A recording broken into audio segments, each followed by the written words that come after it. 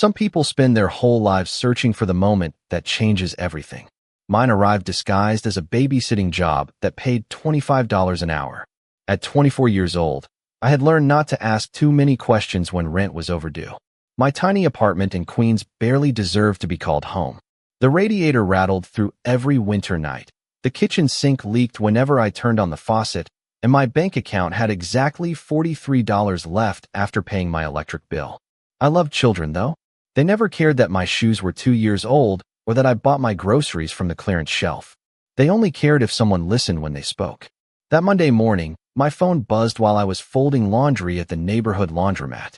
My agency had a last-minute request. Private family. Full-time babysitter needed immediately. Transportation included. Excellent pay. Confidentiality agreement required. I almost laughed at the word confidential. Wealthy families always believed their lives were more interesting than everyone else's. I accepted before reading the rest. By 3 that afternoon, a black SUV stopped outside my apartment building. The driver stepped out wearing a tailored suit instead of a chauffeur's uniform. He opened the rear door without saying a word. The inside smelled like fresh leather and expensive cologne. We drove 45 minutes north, leaving behind crowded streets for quiet roads lined with towering oak trees and stone walls that looked older than the city itself. Finally, enormous wrought iron gates opened without the driver touching anything. Cameras followed the vehicle as we entered an estate so massive it looked more like a luxury resort than someone's home. A fountain sparkled beneath the afternoon sun. Marble statues stood perfectly still among perfectly trimmed gardens. Every window reflected the sky like polished mirrors. I quietly reminded myself to breathe. A silver-haired housekeeper greeted me with a warm smile that somehow felt rehearsed. She introduced herself as Margaret and led me through hallways filled with paintings, grand staircases, and crystal chandeliers. That seemed too beautiful to be real. Then she stopped outside a small playroom. A little boy sat alone beside a window, building a tower with wooden blocks. He couldn't have been older than 6. His dark hair fell across his forehead, and his pale blue eyes stayed fixed on the blocks as if the rest of the world didn't exist. He never looked up when I softly introduced myself. Margaret lowered her voice. His name is Noah. He hasn't spoken in nearly 3 years. Before I could ask another question, the atmosphere shifted. Conversation stopped. Staff members straightened their posture. Even the air somehow felt heavier. Slow footsteps echoed across the marble floor behind me. I turned, and for the first time in my life, I met Ethan Moretti. He wasn't wearing a crown, but everyone around him acted as though he owned the world. Tall, composed, dressed in a perfectly tailored charcoal suit, with dark hair brushed neatly back and calm blue eyes that revealed absolutely nothing. He studied me for several silent seconds. Then, without introducing himself, he asked one simple question. "Do children usually trust you, Miss Carter?" I swallowed, looked toward the quiet little boy by the window, and answered honestly. Only when they know someone finally sees them. Something unreadable flickered across his face before disappearing completely. I didn't know it then, but that single answer had just changed the course of all our lives. The first hour passed in complete silence. Noah never acknowledged that I existed. He stacked one wooden block on top of another with remarkable patience, carefully balancing each piece until the tower reached almost to his chin. Then, without warning, he gently pushed it over and started again. There was no frustration, no smile, no sound, only repetition. I had worked with quiet children before. Every child had a language. Some simply spoke it differently. Instead of introducing games or asking endless questions, I sat on the soft rug a few feet away and opened a picture book I had borrowed from the playroom shelf. I read every page aloud, giving each character a different voice even though I knew my audience was pretending I was invisible. 20 minutes later, I heard the faint scrape of another wooden block sliding across the floor. Without looking directly at him, I noticed Noah had moved 6 inches closer. Margaret appeared in the doorway carrying a tray with sandwiches and fresh fruit. She watched us with careful curiosity before quietly setting everything on the small table. "He usually refuses lunch when someone new is here," she whispered. "Do not take it personally." I simply smiled and thanked her. After she left, I picked up one apple slice and took a bite.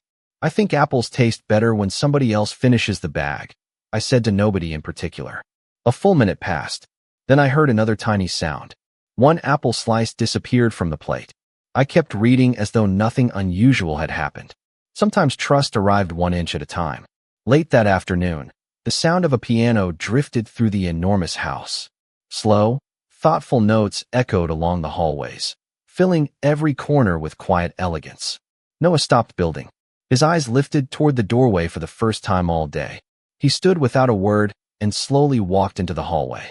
I followed several steps behind until we reached a sunlit music room. Ethan Moretti sat alone at a polished grand piano, his long fingers moving effortlessly across the keys.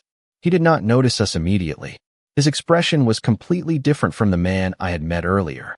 There was no cold authority, no guarded distance, only exhaustion hidden beneath perfect control. Noah remained frozen near the doorway, listening with absolute focus.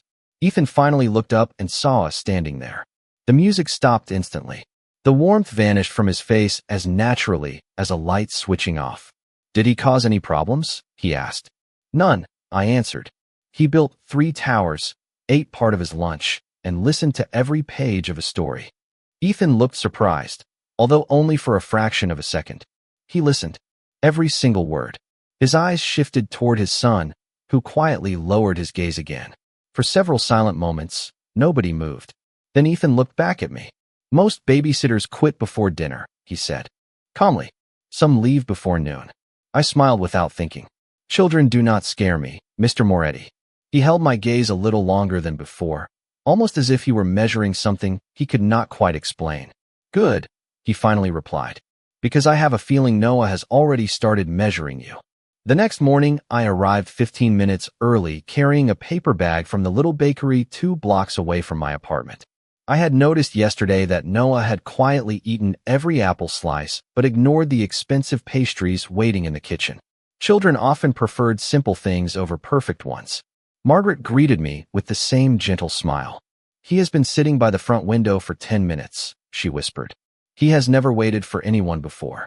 I looked toward the living room and found Noah sitting exactly where she had described, his small hands folded neatly in his lap as he watched the driveway through the tall glass windows. The moment he noticed me walking toward the house, he stood without hesitation. He did not wave. He did not smile. But he walked directly to the front door before anyone else reached it. Something inside my chest softened. "Good morning," I said as I knelt to his eye level. "I brought cinnamon muffins. I hope you like them because I definitely cannot eat all 4 by myself." His eyes drifted toward the bag. A second later, he gently took it from my hands and walked toward the kitchen. Margaret covered her mouth with one hand to hide her surprise. "He has never accepted food from anyone except me," she whispered. The day unfolded differently from the first. Noah still did not speak, but he stayed beside me no matter where we went. We built train tracks across the playroom floor. We painted clouds that looked more like giant marshmallows than real weather. We spent nearly an hour feeding colorful koi fish beside the garden pond, while autumn leaves floated quietly across the water. Every so often I caught movement from the second-floor balcony. Ethan was there more than once, pretending to read documents while his attention never wandered far from us. He always disappeared before I could look directly at him. Just before lunch, Noah tugged gently on my sleeve and pointed toward an old wooden treehouse near the far end of the property. It looked untouched, almost forgotten. We climbed the short staircase together, and inside I found faded blankets, dusty books, and a tiny telescope facing the woods. Someone had once loved this place very much. "Your favorite spot?" I asked softly. Noah nodded once. We sat together without speaking. Sometimes silence felt less lonely when shared. A few minutes later, footsteps creaked on the wooden stairs outside. Ethan stepped into the doorway carrying 2 mugs of coffee and 1 cup of hot chocolate. "Margaret said I might find you here," he said quietly. I accepted the coffee with a grateful smile. Noah reached for the hot chocolate without taking his eyes off the trees outside. Ethan watched his son for a long moment before looking at me. "He has not brought anyone here since his mother passed away." The words settled gently between us. There was sadness in them, but no bitterness. I looked at Noah instead of Ethan. "Maybe he is not remembering what he lost," I said softly. "Maybe he is hoping this place can become happy again." Ethan did not answer immediately. When I finally glanced toward him, the guarded expression I had seen on my first day had softened just enough for me to notice. It lasted only a heartbeat before disappearing again, but it was the first crack I had seen in the walls surrounding the man everyone seemed to fear. The rest of the week settled into a rhythm that surprised everyone except Noah. Every morning, he waited by the front window before I arrived. Every afternoon, he insisted that I read the same 3 storybooks, even though I was certain he already knew every word by heart. He still had not spoken, but his silence no longer felt empty. It felt intentional, almost peaceful. I began noticing little things that everyone else seemed to overlook. He always placed an extra chair beside his own during lunch without anyone asking. He remembered exactly how I liked my tea after seeing me drink it only once.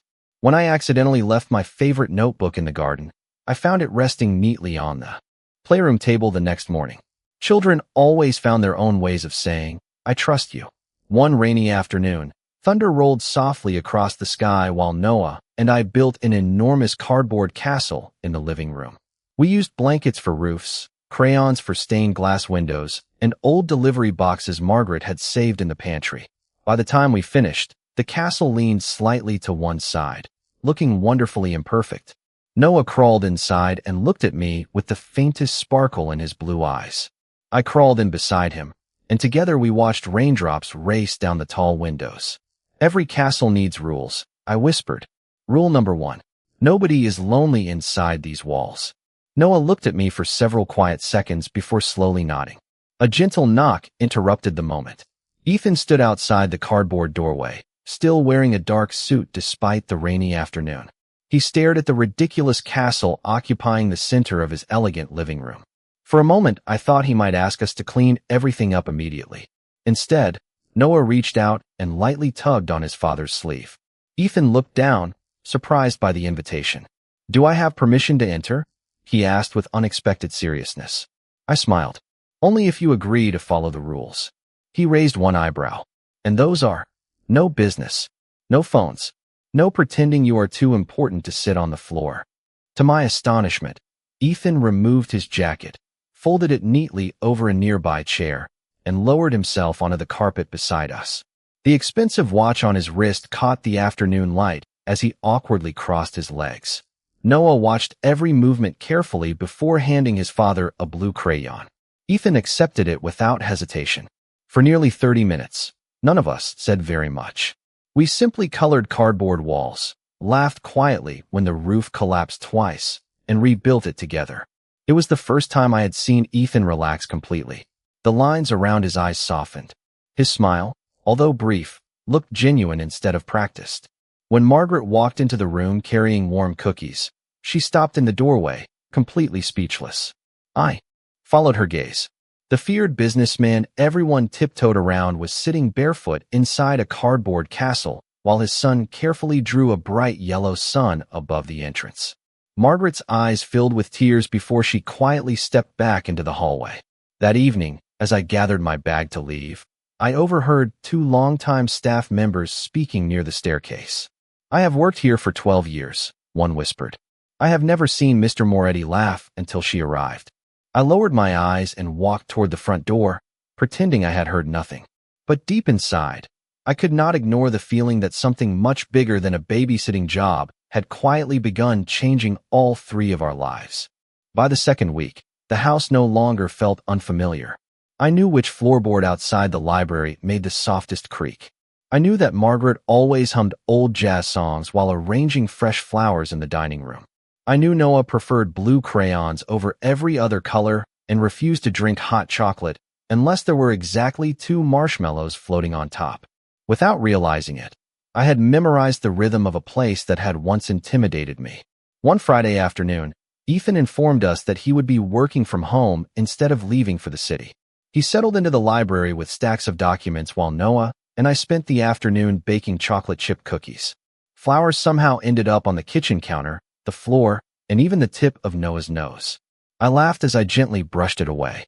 For the first time since I had met him, he let out the smallest sound.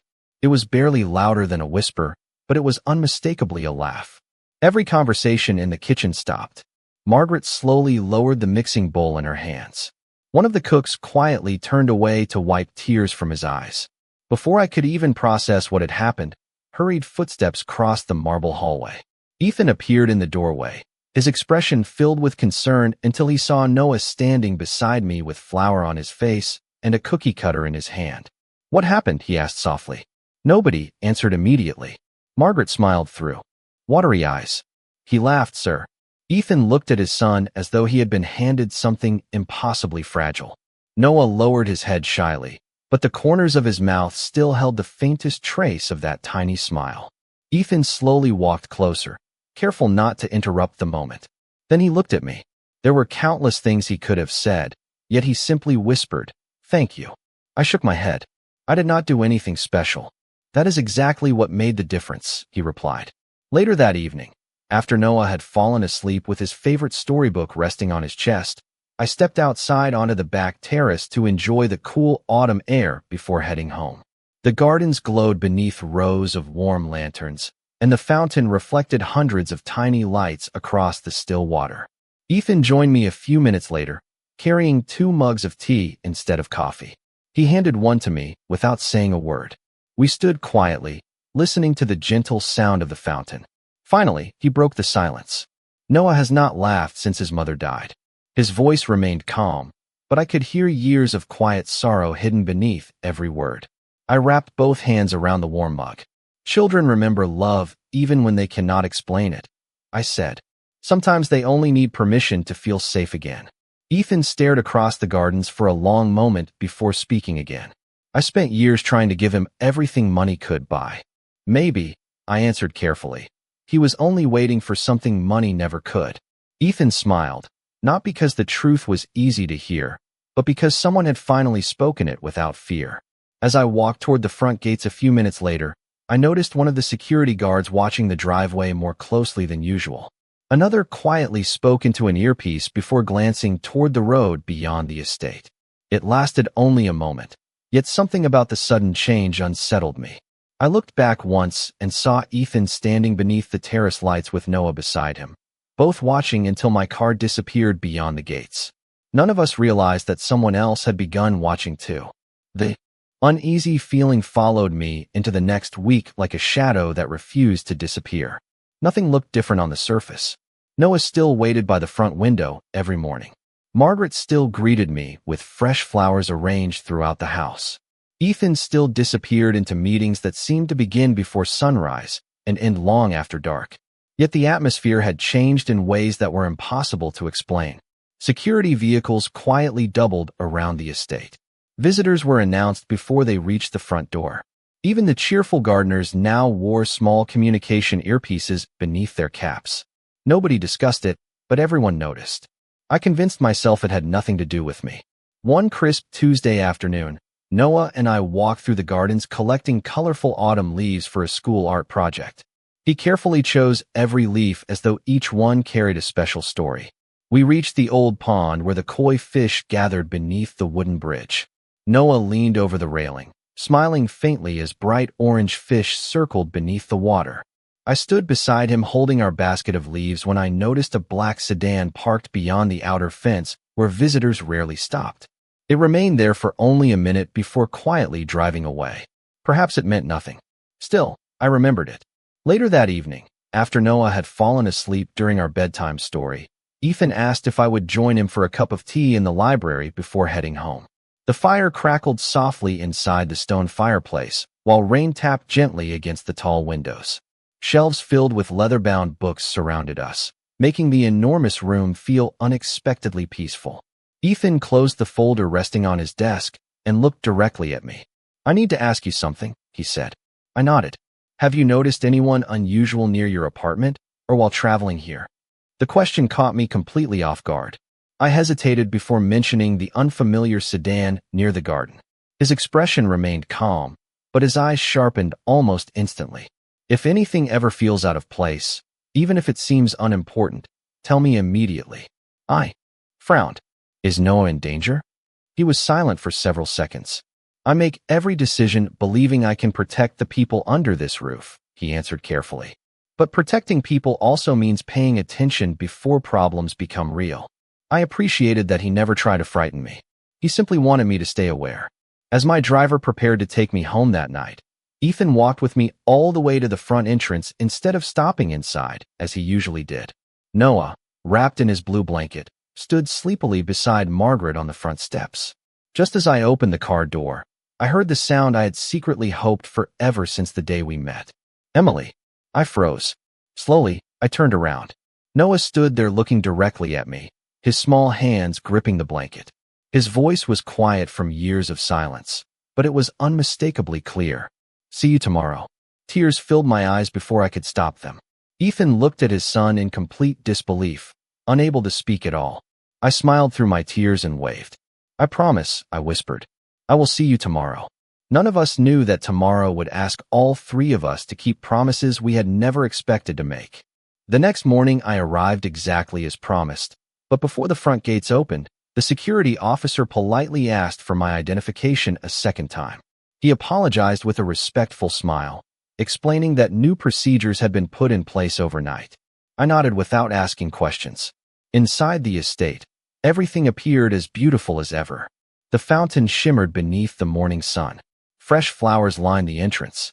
Somewhere in the distance, I could hear Noah laughing softly with Margaret before he spotted my car.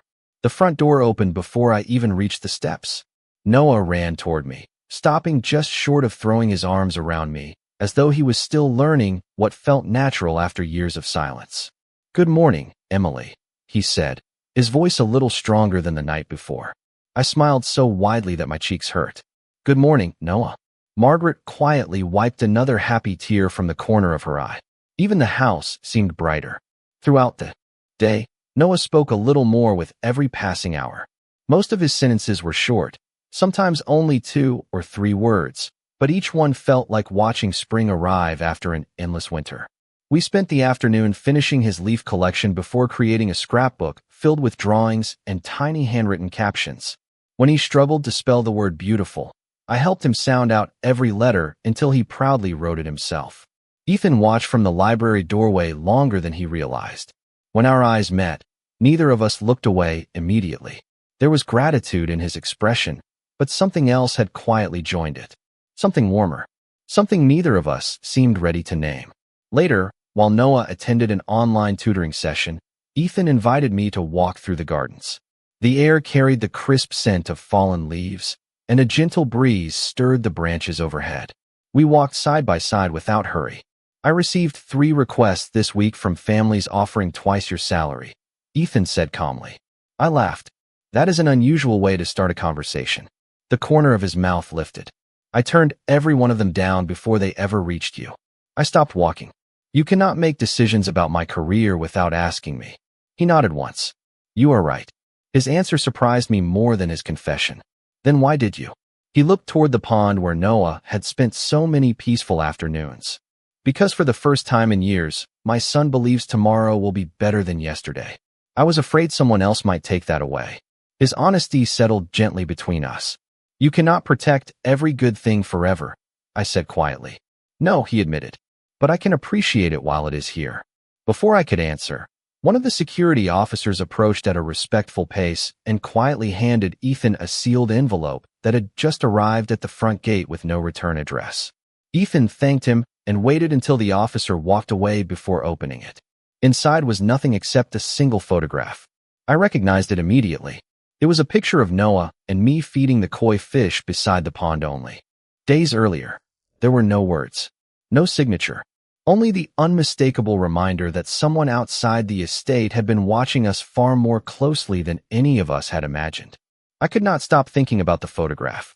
It was not threatening because of what it showed. It was threatening because of what it proved.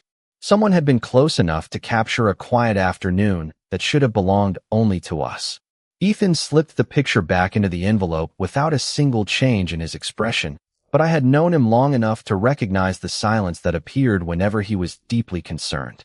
You should go home early today, he said gently. Everything is under control. I looked directly at him. You do not believe that. He held my gaze for several seconds before giving the smallest shake of his head. No, he admitted. I do not. For the first time since I arrived at the estate, I understood that the peaceful world Noah and I had built existed because countless people worked every day to protect it. I also realized how exhausting that responsibility must have been for Ethan. Before leaving, I knelt beside Noah in the playroom. He proudly showed me a drawing he had finished that afternoon. It was our cardboard castle from the rainy day weeks earlier. 3 smiling figures stood in front of it beneath a bright yellow sun. One was clearly Noah. One was me. The tallest figure wore a dark blue jacket that could only belong to Ethan.